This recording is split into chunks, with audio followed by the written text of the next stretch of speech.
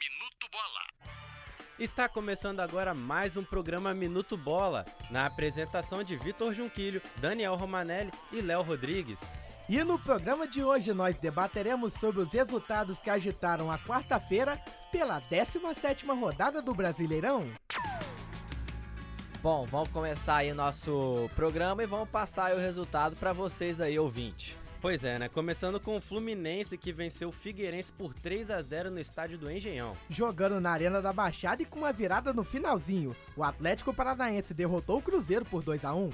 Em Presidente Vargas, o Ceará venceu o Grêmio por 3-0. Na ressacada, o Vasco venceu o Avaí por 2-0. O outro carioca que jogou na quarta não foi muito feliz. Perdeu para o Internacional Botafogo no Beira-Rio por 1-0.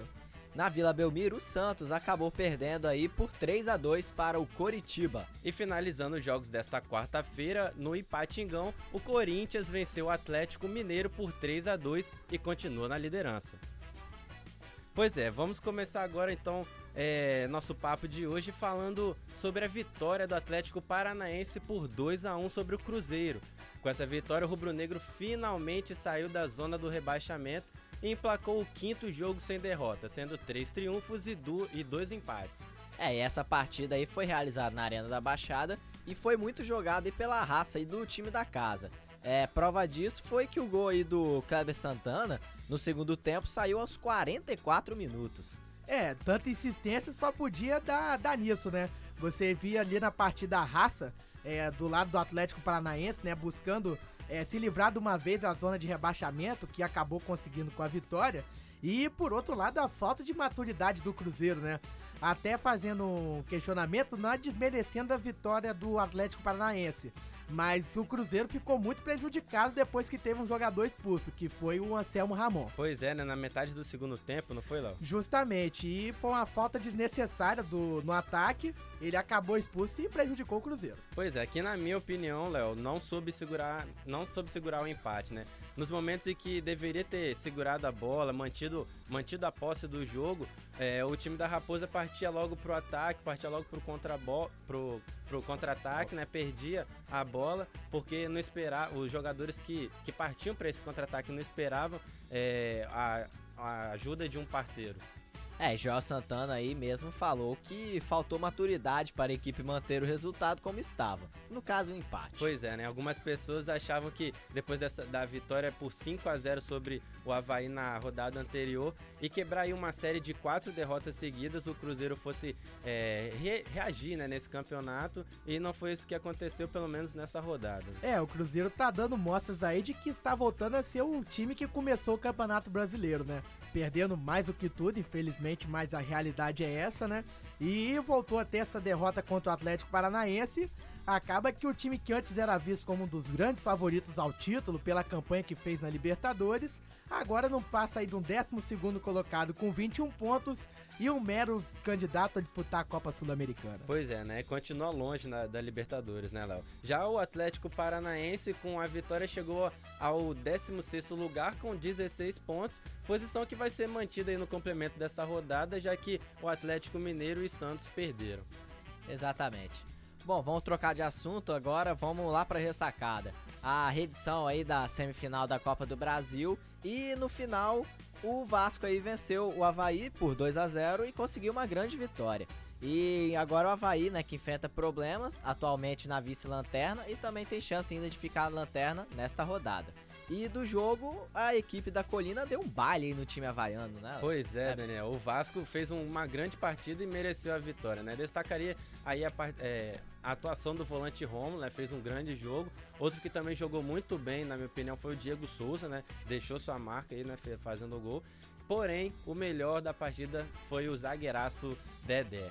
Esse realmente foi impossível, Vitor. Mostrou que merece mesmo ter sido convocado para a seleção. Mano Menezes o convocou novamente para o amistoso contra a Gana e fez uma partida perfeita, tanto na sua posição como lá na frente, e deixou sua marca, fez um dos gols do Vasco, né? A minha opinião é de que ele realmente é o melhor da posição jogando no Brasil, e espero que o Vasco faça aí uma força, né, um pequeno sacrifício, para da mesma forma que o Santos conseguiu segurar o Neymar, conseguiu segurar o Ganso, de conseguir o Vasco permanecer com o Dedé, né, por mais tempo na Colina. Pois é, Léo, zagueiro aí que tem um grande futuro e que tem apenas 23 anos. E esse Vasco aí que todo mundo achava que ia pisar no freio, mostra que também tá na luta pelo título.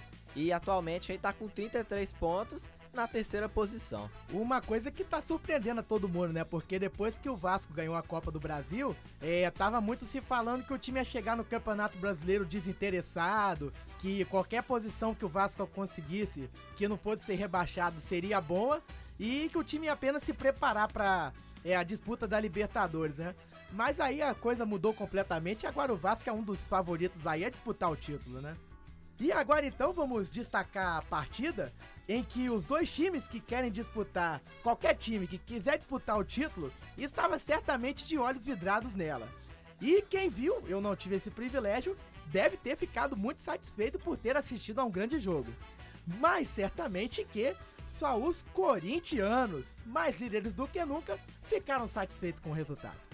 Sem dúvida, Léo. Que virada foi essa do Timão? E agora mais líder do que nunca. Saiu aí perdendo por 2-0 no primeiro tempo e na segunda etapa não se abalou com essa derrota e buscou aí a virada para 3-2. E com isso o time se garantiu na liderança. Pois é, Daniel, mas essa vitória poderia ter sido melhor, né? Pois depois de ter conseguido a virada, o Corinthians ainda perdeu um pênalti, né? Mas é um exemplo aí a ser seguido, né? Mas é um exemplo para muitos times a sua reação, né? Pois se o Timão não se entregasse por completo em busca dessa vitória, iria dormir de quarta para quinta-feira, tendo que secar Corinthians, tendo que secar o Flamengo, né? E o São Paulo, que estão ali logo na cola para não perder a liderança, né? E foi valente, virou de 2-0 para 3-2 e segue sendo líder. Você comentou do pênalti perdido, Vitor, foi o Alex quem desperdiçou a cobrança. E o curioso foi que ele já havia marcado um gol de pênalti na partida. Foi inclusive o gol de empate corintiano, mas repetiu a cobrança. Ele tinha batido do mesmo jeito e no mesmo canto que fez o primeiro gol, mas não conseguiu enganar duas vezes o goleiro Renan Ribeiro, que pegou o segundo pênalti. Mas em todo caso é óbvio que isso em nada abalou a alegria do time pela brilhante reação que teve. Sem dúvidas. Até talvez teria abalado aí se fosse igual ao Borges, né? Fazendo aí uma pequena comparação com o jogo do Santos, que foi muito parecido, ambos Santos e Atlético perderam e também foi de virada. O Borges fez os 2 gols santistas, mas foi um gol que ele perdeu, no caso aí um pênalti mesmo, que fez toda a diferença no fim das contas.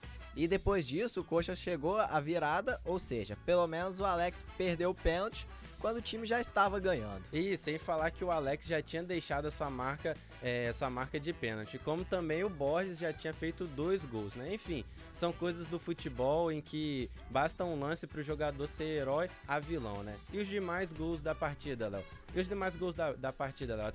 Até mesmo, né, já que estamos aqui falando tanto de pênalti, teve mais algum outro gol? Teve outro pênalti sim, Vitor. Foi o segundo gol do Galo, marcado pelo Guilherme, ex-Cruzeiro, né? Com um tiro da marca da Cal. O primeiro gol do Atlético foi de Dudu Cearense. E a virada corintiana já no segundo tempo começou a ser construída com o Emerson Sheik. O empate do Alex de pênalti, né? Como já comentamos. E a virada foi para deixar bem claro que o cara está de volta. O Lied Show, como é apelidado pela torcida. E é disso aí que marcou o gol da virada corintiana. Ou seja, os gols aí que deram muitas alegrias à torcida corintiana, o grande vitorioso da rodada pela virada que o manteve na liderança. Pois é, né? E que o Brasileirão continue assim até o fim, né? Com essa disputa emocionante pelo título. Certamente que o torcedor do bom futebol agradece.